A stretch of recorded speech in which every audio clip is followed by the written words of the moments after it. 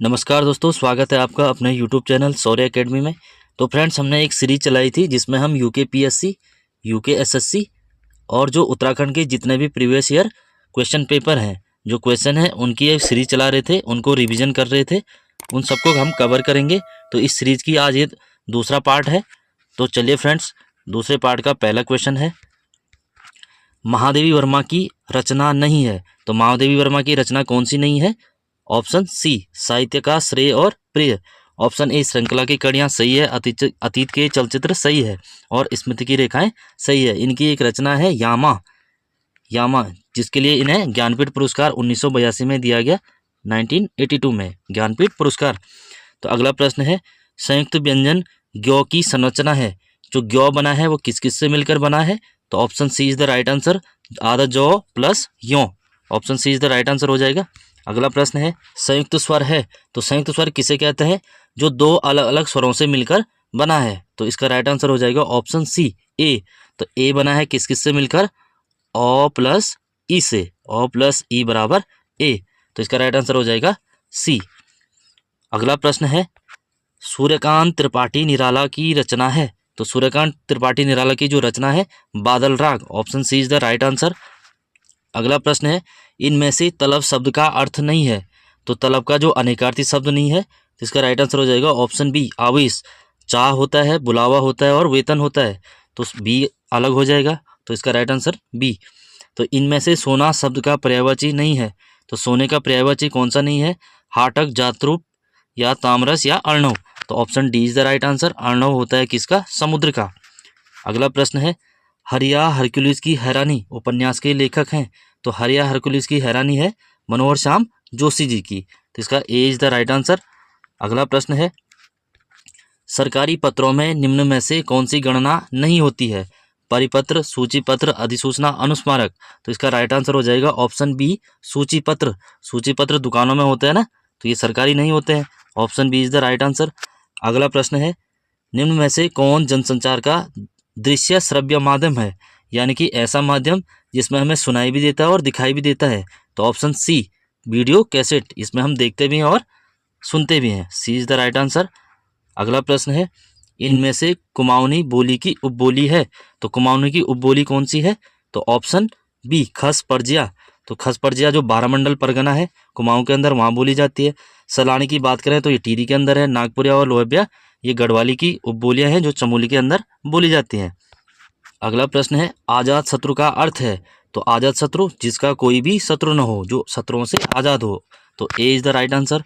अगला प्रश्न है, वह कुल्हाड़ी से वृक्ष काटता है। तो कुल्हाड़ी वाक्य में से किस कारक का चिन्ह है? देखिए फ्रेंड्स, ये हम हमेशा बचपन से पढ़ते आ रहे हैं। कर्ता ने कर्म को करण से के द्वारा अधिकरण में पर, ये सब पढ़ते आ रहे हैं ना। तो इसका राइट आंसर हो जाएगा ऑप्शन बी, करण कारक। देखिए फ्रेंड्स, जो से आता है वो करण के साथ भी आता है और अपादान जो ऑप्शन ए है उसके साथ भी आता है, अपादान। तो इसका यूज कैसे होगा? जहाँ पर भी माध्यम हो, कुछ माध्यम हो, तो वहाँ पर करण कारक आएगा। और जहाँ पर अलग हो, अलग होने का भाव हो, अलग होने का भाव हो, या फिर तुलना हो रही हो, जैसे हिमालय से गंगा निकलती है, अलग हो रही ना। पेड़ से पत्ता गिरता है, अलग हो रहा है, तो वहाँ पर अपादान आएगा। सीता गीता से सुंदर है, तो तुलना हो रही है, वहाँ पर अपादान आएगा। अब यहाँ पर है, वह कुल्हाड़ी से वृक्ष काटता है, तो रिसोर्स क्या है? माध्यम क्या है? कुल्हाड़ी है, तो यहाँ पर माध्यम है, तो करण कारक। तो यही पहचान है इसकी। तो अगला प्रश्न है, उल्टे बांस बरेली को। तो इस लोकोक्ति का सही अर्थ है, तो राइट आंसर हो जाएगा ऑप्शन सी, विपरीत कार्य करना। अगला प्रश्न है, इनमें से देवनागरी लिपि में लिखी जाने वाली भाषा है। तो देवनागरी लिपि में मराठी है, मराठी लिखते हैं देवनागरी लिपि के अंदर। अगला प्रश्न है, इनमें से चंद्रमा का पर्यायवाची शब्द नहीं है। राकेश, मयंक, सोम या अर्क। तो option D is the right answer, अर्क। अर्क होता है सूर्य का। अर्क, भानु, भास्कर, आदित्य, दिनकर, दिवाकर, ये सारे होते हैं सूर्य के। अगला प्रश्न है, अनुवीक्षण का संधि विच्छेद होगा। तो अनुवीक्षण में कौन सी संधि है? तो अनुवीक्षण में है अनु प्लस ईक्षण, ऐसे होता है, अनु प्लस ईक्षण। अगर हम बात करें इसका उ और इसका ई, तो ये मिलकर बनाते हैं वी। जहाँ भी यो, रो, लो और व बने तो वहाँ हमेशा होती है यण संधि। तो इसका राइट आंसर हो जाएगा ऑप्शन ए यण संधि। अगर पहचान देखें तो आधा अक्षर के साथ यो रो लो वो जहाँ भी होगा वहाँ यण संधि होगी। अगला प्रश्न है वर्तनी की दृष्टि से शुद्ध है, तो वर्तनी की दृष्टि से शुद्ध होगा कवयित्री। Option C is the right answer. कवि होता है ना, कवि तो मेल है कवि, और अगर इसको फीमेल बनाएंगे स्त्रीलिंग बनाएंगे तो यित्री जोड़ देंगे, यित्री कवि यित्री। तो ये जब इसको जोड़ेंगे तो ये ई की मात्रा हट जाएगी, क्योंकि जब तक ये ई की मात्रा है तब तक वो पुल्लिंग है। जैसे ही हम उसको हटा देंगे, इसको कव करेंगे, पीछे यित्री लिखेंगे तो तब वो स्त्रीलिंग हो जाएगा। अगला प्रश्न है पार्श्विक व्यंजन है, तो पार्श्विक व्यंजन कौन सा है? तो पार्श्विक होता है लो। रो को बोलते हैं लुंठित व्यंजन, यो को बोलते हैं योरो लोवो, इनको क्या बोलते हैं अंतस्थ व्यंजन, और चौ होता है तालव्य, तालव्य में आता है चौ। अगला प्रश्न है काव्य कृति आवाज भी एक जगह है, किसकी रचना है? तो आवाज भी एक जगह है, तो ये है मंगलेश डबराल, मंगलेश डबराल जी की है। अगर राजेश जोशी की बात करें, इनकी एक रचना है दो पंक्तियों के बीच, दो पंक्तियों के बीच, जिसके लिए इन्हें साहित्य अकादमी पुरस्कार दिया गया, दो पंक्तियों के बीच। शेखर जोशी का हलवा है, दाजू है, कोसी का घटवार है। हिंदी का पहला साप्ताहिक समाचार पत्र कौन था? साप्ताहिक समाचार पत्र उदंड मार्तंड, जो कलकत्ता से निकला था, कलकत्ता, और कब निकला था? 30 मई 1826 को कलकत्ता से निकला था। तो ये निकाला था किसने? पंडित जुगल किशोर, पंडित जुगल किशोर, पंडित जुगल किशोर द्वारा निकाला गया था ये। ठीक है, अगला प्रश्न है, यहाँ से उत्तराखंड के क्वेश्चन शुरू होंगे। निम्नलिखित नदियों में से कौन एक रामगंगा की सहायक नदी नहीं है? तो रामगंगा की सहायक कौन सी नहीं है? Option A is the right answer, Lisar. Lissar और दारमा किसकी सहायक है? पूर्वी धौलीगंगा की। अगला प्रश्न है कॉर्बेट नेशनल पार्क के संदर्भ में निम्न कथनों में से कौन सा सही है? यह भारत का पहला बृहद राष्ट्रीय उद्यान है, बिल्कुल सही है। इसकी स्थापना 1936 में हुई है, बिल्कुल सही है। इसका पूर्ववर्ती नाम हेली नेशनल पार्क है, ये भी सही है। इसका कुल क्षेत्रफल 826 वर्ग किलोमीटर है, तो ये गलत हो जाएगा, 820 वर्ग किलोमीटर है। इसका आंसर होगा 1, 2, 3, ऑप्शन सी 1, 2 और 3। अगला प्रश्न है राष्ट्रीय स्वच्छ वायु योजना के अंतर्गत उत्तराखंड के कितने शहर या कस्बे शामिल हैं? तो इसमें उत्तराखंड के 3 शहर या कस्बे शामिल हैं। 3 शहर कौन कौन से हैं? देहरादून है, ऋषिकेश और काशीपुर है। इनकी जो हवा है इसको शुद्ध करने के लिए लगातार प्रयास किए जा रहे हैं, इसीलिए इनको शामिल किया गया है। अगला प्रश्न है नीति आयोग द्वारा जारी किए गए सतत विकास सूचकांक जो SDG इंडेक्स है उसमें उत्तराखंड का जो स्थान है तो वो 7वां है, option A is the right answer. Uttarakhand अर्थव्यवस्था में कौन सा राजस्व का प्रमुख स्रोत नहीं है? ऐसा कौन सा क्षेत्र है जहाँ से गवर्नमेंट को रेवेन्यू नहीं आता है? इसका राइट आंसर हो जाएगा ऑप्शन ए फिल्म उद्योग, फिल्म उद्योग से बहुत ही कम है। अगला प्रश्न है उत्तराखंड में निम्नलिखित जिलों में से किसकी जनसंख्या सबसे कम है? तो सबसे कम बागेश्वर हो जाएगा, बागेश्वर जिले की सबसे कम जनसंख्या है। सबसे ज़्यादा बात करें तो हरिद्वार की है। अगला प्रश्न है उत्तराखंड में युवाओं को रोजगार देने के लिए कौन सा पोर्टल शुरू किया गया? इसका राइट आंसर हो जाएगा ऑप्शन बी आशा। अगर होप बोले तो ज़्यादा बेटर है, HOPE होप, होप ही याद रखना है इसको, क्योंकि ये क्वेश्चन हटाया गया था। होप याद रखना उसको, होप। अगला प्रश्न है निम्न में से किस परमार शासक ने 52 गढ़ों को गढ़वाल राज्य में संगठित किया? तो आप लोग जानते हैं गढ़वाल में पहले छोटे छोटे 52 गढ़ थे, जो छोटे छोटे ठकुरी राजा थे वो शासन करते थे। उनके ऊपर शासन करने के लिए सबसे पहले अजयपाल ने कदम उठाया था और सारे गढ़वाल को जीतकर एक बड़े साम्राज्य की स्थापना की थी, इसलिए अजयपाल को गढ़वाल का वास्तविक संस्थापक भी कहते हैं। तो option A is the right answer. अगला प्रश्न है निम्न में से किस मुगल शासक ने कुमाऊं नरेश बाज बहादुर चंद को बहादुर की उपाधि दी थी? तो बाज बहादुर चंद को बहादुर की उपाधि दी थी, शाहजहां द्वारा दी गई थी, बहादुर और जमींदार की उपाधि। अगला प्रश्न है निम्न में से किसने गढ़वाली सैनिकों की पेशावर कांड में पैरवी की थी? जो पेशावर कांड था वो 23 अप्रैल 1930 को हुआ था, 23 अप्रैल 1930 को पेशावर कांड। तो इसमें जो गढ़वाल राइफल के जो सैनिक थे उन्होंने गोली चलाने से मना कर दिया था, जिस कारण ब्रिटिश सरकार ने उनको सजा सुनाई थी और उनकी जो पैरवी की थी बैरिस्टर मुकुंदीलाल ये वकील थे, इसलिए इन्होंने उनकी तरफ से केस लड़ा था। अगला प्रश्न है, निम्न में से कौन सा युग्म सुमेलित है? कुमाऊं परिषद 1926 ये गलत है, 1916 हो जाएगा। है अल्मोड़ा कांग्रेस, तो अल्मोड़ा कांग्रेस 1912 की है। अगला है हिमालय सेवा संघ, तो ये 1938 का है, 1938।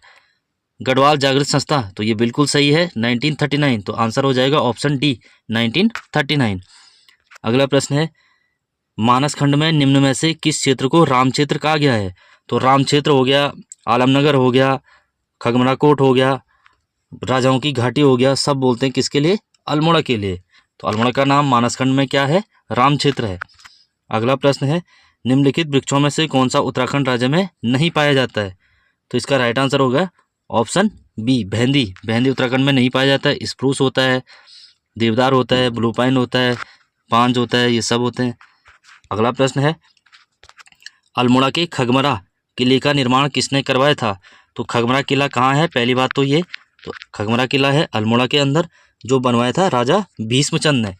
जैसे ही भीष्मचंद अल्मोड़ा के खगमरा किले को बनवाएंगे, उनकी मृत्यु हो जाएगी। उसके बाद इनका जो पुत्र है वो अल्मोड़ा के अंदर लाल मंडी किले का निर्माण करेगा, लाल मंडी, और राजधानी लाएगा चंपावत से लेकर अल्मोड़ा, चंपावत से ट्रांसफर होगी अल्मोड़ा के अंदर। तो खगमरा किला बनाया था भीष्मचंद ने, लाल मंडी किला बनाया था कल्याण चंद ने, और दोनों है अल्मोड़ा के अंदर। अगला प्रश्न है, गढ़वाल के किस पंवार नरेश ने सुलेमान सिकों को शरण प्रदान की थी? तो सुलेमान सिकों जो दिल्ली से भागकर आता है, दिल्ली के अंदर मुगल वंश चल रहा है और मुगल का शासक है औरंगजेब, उसके डर से भागकर ये गढ़वाल आता है, और गढ़वाल में शासन है किसका? पृथ्वीपति शाह का। तो option A is the right answer. अगला प्रश्न है, चंद काल में नगद के बदले लिया जाने वाला जो अनाज था वो क्या कहलाता था? कूथ। Option D is the right answer, कूथ। जो सिरती था वो एक भोटिया बुनकरों पर लगाया गया नगद कर था। जो भेंट था, टीका भेंट, ये शादी ब्याह में लिया जाने वाला कर था। अगला प्रश्न है, निम्न में से किस गढ़वाल नरेश ने तिब्बत पर 3 बार आक्रमण किया है? तो तिब्बत पर 3 बार आक्रमण किया है महिपति शाह, पंवार नरेश महिपति शाह। अगला प्रश्न है, निम्न में से कौन कुमाऊं का प्रथम कमिश्नर था? तो कुमाऊं का पहला कमिश्नर था एडवर्ड गार्डनर, ई गार्डनर जिसको कहते हैं ना। इनका कार्यकाल मात्र 9 महीने का था, 1815 और 16 के बीच, मात्र 9 महीने का। जो दूसरे कमिश्नर थे विलियम ट्रेल थे, और तीसरे कमिश्नर कौन बने थे? गोबान बने थे।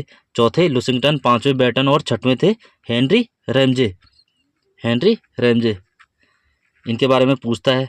अगला प्रश्न है, देहरादून पर गोरखा आधिपत्य के समय गुरु राम राय के दरबार के महंत कौन थे? तो जब गोरखों का शासन था तो गुरु राम राय दरबार के जो महंत थे, महंत हरसेवक। अगला प्रश्न है, अविभाजित उत्तर प्रदेश की विधानसभा में उत्तराखंड के लिए कुल कितनी सीटें थी? तो अविभाजित उत्तराखंड के लिए 22 सीटें थी। Option C is the right answer. अगला प्रश्न है, निम्न में से कौन सी विधानसभा सीट उत्तराखंड में अनुसूचित जनजातियों के लिए आरक्षित है? एसटी के लिए। तो एसटी के लिए 2 सीटें हैं, एक तो है नानकमत्ता और दूसरा Chakrata. Option C is the right answer. अगला प्रश्न है, उत्तराखंड राज्य निर्माण हेतु उत्तर प्रदेश पुनर्गठन अधिनियम राष्ट्रपति के द्वारा किस तिथि को हस्ताक्षरित किया गया? तो इसका राइट आंसर हो जाएगा ऑप्शन सी, 28 अगस्त सन 2000 को। 1 अगस्त को लोकसभा में पास हुआ, 10 अगस्त को राज्यसभा में पास हुआ, और 28 अगस्त को राष्ट्रपति ने साइन किया, और 9 नवंबर 2000 को उत्तराखंड बना है, ये आप लोग जानते हैं। अगला प्रश्न है, निम्न में से किस समिति ने गैरसैंण को उत्तराखंड की स्थायी राजधानी बनाने के रूप में अस्वीकार कर दिया? तो अस्वीकार किया था किसने? ऑप्शन सी, दीक्षित आयोग। दीक्षित आयोग ने कहा है कि देहरादून और काशीपुर में से एक राजधानी बनेगी। तो सी इज द राइट आंसर। अगला प्रश्न है, उत्तराखंड राज्य में महिलाओं को सरकारी सेवाओं में निम्न में से कितने प्रतिशत क्षैतिज आरक्षण प्रदान किया गया है? तो इसका राइट आंसर हो गया ऑप्शन सी, महिलाओं के लिए 30% आरक्षण है सरकारी सेवाओं में। अगला प्रश्न है, उत्तराखंड गौरव सम्मान की शुरुआत किस वर्ष की गई थी? जो उत्तराखंड गौरव सम्मान है वो 2021 से शुरुआत की गई थी, और ये दिए जाते हैं कब? राज्य स्थापना दिवस पर। राज्य स्थापना दिवस कब है? 9 नवंबर को राज्य स्थापना दिवस है। तो 9 नवंबर 2000 को राज्य बना था, इसलिए स्थापना दिवस 9 नवंबर है। तो इसी के अवसर पर दिए जाते हैं 2021 से। अगला प्रश्न है, निम्नलिखित में से कौन 5 अगस्त 2022 को उत्तराखंड सरकार के पर्यटन मंत्री द्वारा एक राजकीय मेले के रूप में घोषित किया गया? इसका राइट आंसर हो जाएगा ऑप्शन ए, जागरा। लाखा मंडल मंदिर का निर्माण किस शैली में किया गया है? तो इसका राइट आंसर हो जाएगा ऑप्शन बी, नागर शैली। नागर शैली में बनाया गया है। अगला प्रश्न है, नंदा देवी राष्ट्रीय उद्यान को वर्ष डैश डैश में यूनेस्को द्वारा विश्व धरोहर घोषित किया। तो इसका राइट आंसर हो जाएगा ऑप्शन बी, 1988 में यूनेस्को में शामिल किया गया और ये चमोली के अंदर है। भारत की पहली तरल दर्पण दूरबीन कहाँ स्थापित की गई? तो ये देवस्थल नैनीताल के अंदर स्थापित की गई। अगला प्रश्न है, निम्न में से उत्तराखंड के किस जिले में ई डिस्ट्रिक्ट परियोजना पायलट प्रोजेक्ट के रूप में सर्वप्रथम प्रारंभ हुई? तो ई डिस्ट्रिक्ट परियोजना सभी लोग जानते हैं, पौड़ी के अंदर शुरुआत की गई थी। कब? 2009 में। 2009 में। अगला प्रश्न है, निम्न में से कौन सा दर्रा उत्तराखंड में दारमा और ब्यास घाटी को जोड़ता है? तो दारमा और ब्यास घाटी को शिमला दर्रा जोड़ता है, जो पिथौरागढ़ के अंदर है। अगर कालिंदी की बात करें तो ये चमोली और उत्तरकाशी को जोड़ता है। लासपा, चंपावत और पिथौरागढ़ को जोड़ता है। अगला प्रश्न है, मेजोट्रोपिस पेलिटा यानी कि पटवा के संदर्भ में निम्न कथनों को देखें। तो पहला है, ये नीलगिरी की स्थानिक खेती है। ये IUCN की रेड डाटा सूची में क्रांतिक संकटग्रस्त के रूप में सूचीबद्ध है। यह प्रजाति वन कटाव, आवास विखंडन तथा वनाग्नि के कारण खतरे में है।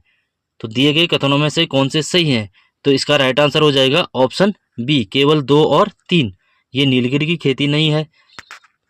अगला प्रश्न है, उत्तराखंड का द्वितीय प्लास्टिक के पुनर्चक्रीकरण से डीजल उत्पादन का संयंत्र कहाँ स्थापित किया गया है?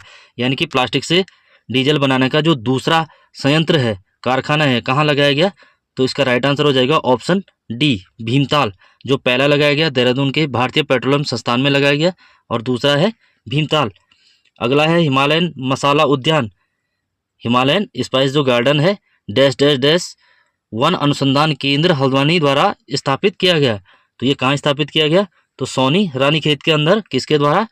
वन अनुसंधान केंद्र हल्द्वानी द्वारा। सी इज द राइट आंसर। अगला है, निम्न दर्रों में से कौन सा एक उत्तराखंड राज्य में स्थित नहीं है? तो उत्तराखंड में कौन सा नहीं है? डेप्सा। तो जो डेप्सा है ये हिमाचल के अंदर है। तो D is the right answer. अगला प्रश्न है, नंदाकोट पर्वत की जो नंदाकोट पर्वत है उसकी ऊंचाई है 6861, पिथौरागढ़ के अंदर है। अगर बात करें 7138 तो ये है चौखंबा, चौखंबा पर्वत की ऊंचाई है। 6400 तो ये यमुनोत्री पर्वत की ऊंचाई है, यमुनोत्री पर्वत। अगर 6320 तो ये है बंदरपूंछ, जहाँ से यमुना निकलती है, बंदरपूंछ पर्वत की ऊंचाई है 6320। अगला प्रश्न है, कोटेश्वर गुफा उत्तराखंड के किस जिले में स्थित है? तो इसका राइट आंसर हो जाएगा ऑप्शन सी, रुद्रप्रयाग में है। अगला है, उत्तराखंड के निम्नलिखित जनपदों में से किसमें दूनागिरी पर्वत शिखर स्थित है? जो दूनागिरी या द्रोणागिरी पर्वत है वो चमोली के अंदर है। अगर दूनागिरी मेले की बात करें, मेला और मंदिर, तो वो अल्मोड़ा में है, मेला प्लस मंदिर, तो ये पूछेगा, तो अल्मोड़ा के अंदर। अगला प्रश्न है, निम्न में से कौन सा सुमेलित नहीं है? तो सुमेलित कौन सा नहीं है? गंगोत्री, गंगा का उद्गम स्थल, बिल्कुल सही है, गंगोत्री के निकट से है, गोमुख से। सतोपंथ, तो सतोपंथ बद्रीनाथ के पास है, बिल्कुल सही है। मिलम, गंगोत्री के उत्तर माणा घाटी में, और भागीरथी खड़क बद्रीनाथ के पास। तो इसका राइट आंसर हो जाएगा ऑप्शन सी, जो मिलम है वो गंगोत्री के उत्तर में नहीं है, ये है पिथौरागढ़ के अंदर। अगला प्रश्न है, निम्न में से कौन सा कुमाऊं परिषद के संस्थापकों में से नहीं थे? जो कुमाऊं परिषद की स्थापना हुई थी 1916 में हुई थी, और नैनीताल के अंदर, नैनीताल के अंदर हुई थी, और ये हुई थी 30 सितंबर 1916 नैनीताल। और जो इसका मुख्यालय था तो वो सल्ट अल्मोड़ा में था, ये आपको पता होना चाहिए। जो मुख्यालय था सल्ट अल्मोड़ा में था, और स्थापना 30 सितंबर 1916 नैनीताल के अंदर। तो इसमें नहीं थे Darshan Lal Pande. Option D is a right answer. तो फ्रेंड्स, ये थे आज के क्वेश्चन। इस सीरीज को आगे जारी रखेंगे। तो वीडियो अच्छी लगी तो like, share and subscribe. Thank you friend, thank you for watching.